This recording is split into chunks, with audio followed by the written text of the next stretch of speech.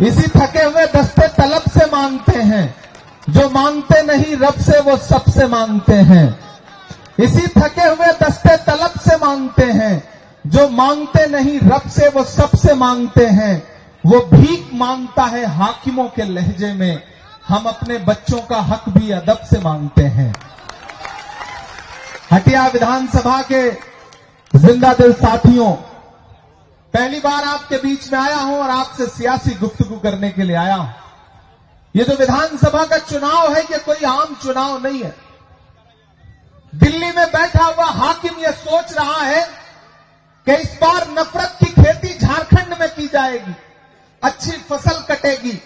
झारखंड को लूटने वाले लोग इस इंतजार में बैठे हैं कि कैसे हेमंत सोरेन और कांग्रेस गठबंधन की सरकार को पामाल किया जाए ताकि झारखंड के संसाधनों को लूटा जा सके। लेकिन मुझे खुशी है कि झारखंड की जिंदा दिल आवाम, यहां के आदिवासी समाज के लोग, यहां के पिछड़े समाज के लोग, यहां के दलित समाज के लोग, यहां अल्पसंख्यक समाज के लोग, सवर्ण समाज के लोग, सारे लोगों ने यह सोच लिया है कि झारखंड की जो अस्मिता है, उस अस्मिता को हम लुटने नहीं देंगे।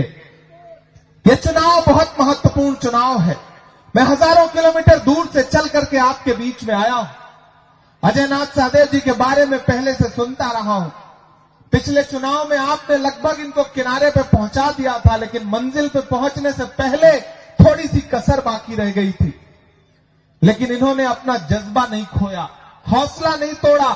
पिछले 5 साल से मुसलसल आपके बीच में विधायक न रहते हुए भी विधायक से ज्यादा जिम्मेदारी के साथ आपका काम करते रहे, आपके बीच में खड़े रहे।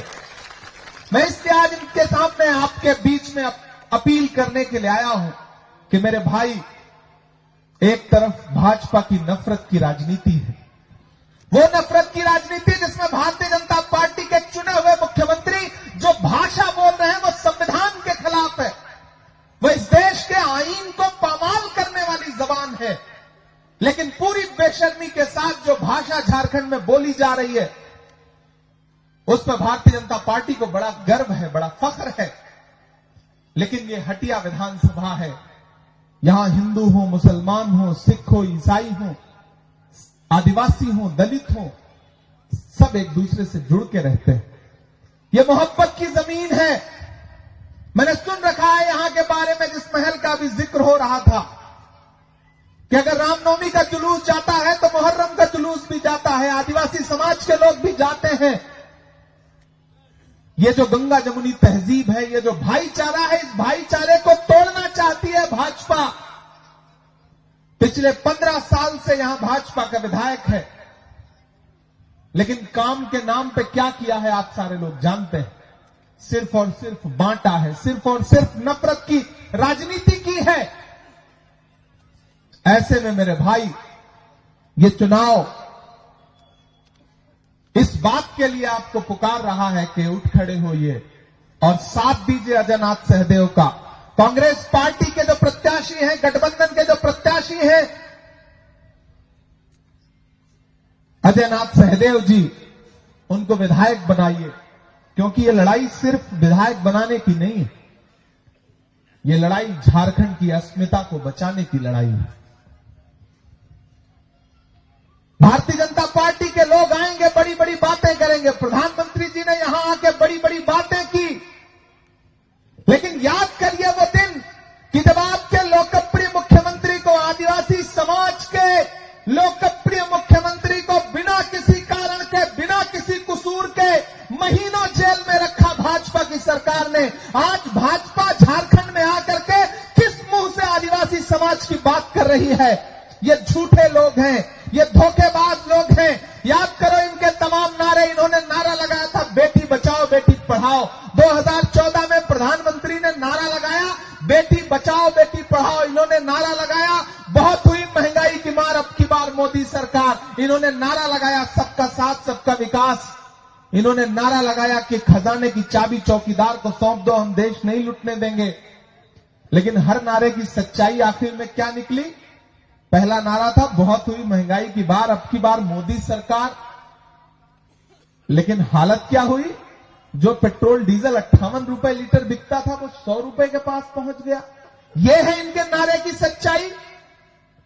जो गैस सिलेंडर 350 रुपए 400 रुपए का बिकता था वो 1000 रुपए के पार पहुंच गया। यह है इनके नारे की सच्चाई। क्या नहीं महंगा हो गया? मैंने तो देश की पार्लियामेंट में खड़े होकर के नरेंद्र मोदी जी से आंख मिला के कहा था कि भाजपा की सरकारें वो सरकारें हैं जो अपनी पसंद की फिल्मों पर टैक्स फ्री करती हैं और कफन पर जीएसटी लगाती हैं, टैक्स लेती हैं। शर्म आनी चाहिए इनको। ये भाजपा की सरकारें वो सरकारें हैं, इसीलिए इनके झांसे में मत आइएगा। ये धोखेबाज लोग हैं। ये नारा कुछ और लगाएंगे, करेंगे कुछ और। इन्होंने नारा लगाया था बेटी बचाओ बेटी पढ़ाओ, याद है प्रधानमंत्री का ये नारा। और फिर इस नारे की सच्चाई क्या निकली कि हाथरस में एक दलित बिटिया के साथ जब बलात्कार हुआ तो उसकी लाश को रात के 2 बजे बिना परिवार की मर्जी के भाजपा की सरकार ने पुलिस लगा करके रात के 2 बजे जलवा दिया। यह है भाजपा के नारे की सच्चाई। जंतर मंतर पर, पार्लियामेंट से महज 500 मीटर की दूरी पर जंतर मंतर पर ओलंपिक पदक लाने वाली बेटियां जब अपना हक मांगने के लिए बैठी तो दिल्ली पुलिस ने उन ओलंपिक लाने वाली बेटियों को, पहलवान बेटियों को दिल्ली की सड़कों पर घसीटने का काम किया। यह है इनके नारे की सच्चाई। इनके झूठ के नारे के चक्कर में कभी मत पड़िएगा। और इन दिनों आकर के नारा लगा रहे हैं नफरत वाला। उनके पास नफरत के नारे हैं, हमारे पास क्या है? नफरत छोड़ो भारत जोड़ो। हमारा नारा क्या है? नफरत छोड़ो भारत जोड़ो। 4000 किलोमीटर राहुल गांधी चले नफरत मिटाने के लिए। मैं चला था राहुल गांधी के साथ कन्याकुमारी से कश्मीर तक। अपने पैर के छालों की परवाह किए बगैर वो इंसान कितना चलता रहा? 4000 किलोमीटर पैदल चलता रहा। सिर्फ एक नारा कि मुझे नफरत के बाजार में मोहब्बत की दुकान खोलनी है। मैं चला हूं उनके साथ। मुझसे मीडिया के साथ ही कहते थे कि इमरान साहब आप राहुल गांधी के साथ चल रहे हैं, आप तो शायर हैं, सांसद बाद में हैं, सियासतदां बाद में हैं, आप इस यात्रा में राहुल गांधी के साथ चल रहे हैं, आप क्या कहेंगे?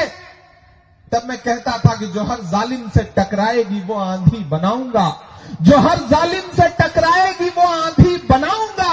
नए अंग्रेज आए हैं, नया गांधी बनाऊंगा।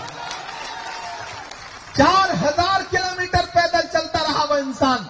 नरेंद्र मोदी जी क्या कहते थे राहुल गांधी को कि राहुल गांधी तो शहजादे हैं, राजकुमार हैं। मुझे बताओ झारखंड वालों, हटिया वालों, कि देखा है दुनिया में कोई और राजकुमार जो अपने पैर की छालों की परवाह किए बगैर भारत की सड़कों की धूल फांकता हुआ 4000 किलोमीटर पैदल चले, लोगों को सीने से लगाने के लिए, उनको अपने गले से लगाने के लिए, उनका दर्द बांटने के लिए। नरेंद्र मोदी जी राहुल गांधी को शहजादा कहते हैं और खुद को क्या कहते हैं कि हम फकीर हैं। वो फकीर जो 10 लाख रुपए का सूट पहनता है, मोवाडो का चश्मा पहनता है, मोंट ब्लैंक की पेन रखता है, दिन में 4 कपड़े बदलता है और 8,500 करोड़ के जहाज पर दुनिया घूमता है। खुद तो 8,500 करोड़ के जहाज में घूमते हैं, लेकिन एक आदिवासी समाज का बेटा, एक आदिवासी समाज का मुख्यमंत्री हेमंत सोरेन जब किसी जहाज में बैठ जाता है, चार्टर्ड विमान में बैठ जाता है, जो